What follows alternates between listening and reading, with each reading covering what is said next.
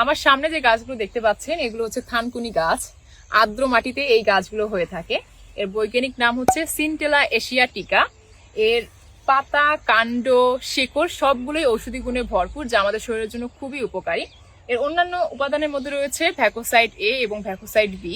ভ্যাকোসাইড B আমাদের মস্তিষ্কের কোষ গঠনে খুব ভালো ভূমিকা রাখে এবং মস্তিষ্কের স্বাস্থ্য ভালো রাখে। শীতকালে আমাদের গলা ব্যথা হয়, মুখে অনেকের ঘা হয়। এই থানকুনি পানিতে জাল করে সেই পানি দিয়ে কুলকুচো করলে আমাদের গলা ব্যথা এবং মুখের ঘা অনেকটাই দূর হয়ে যায়।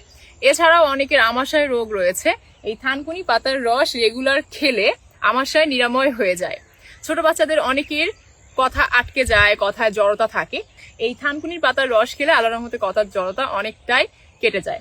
আমরা অনেকেই চুল পড়ার সমস্যায় ভুগি বা ত্বকের উজ্জ্বলতা বাড়ানোর জন্য চিন্তা করি, কিন্তু আপনারা জানলে অবাক হবেন এই থানকুনি পাতার রস খেলে চুল পড়া কমার পাশাপাশি আমাদের ত্বকের উজ্জ্বলতা বেড়ে যায়। এছাড়া আমরা অনেকেই চাই কোরিয়ান গ্লাস স্কিন করতে।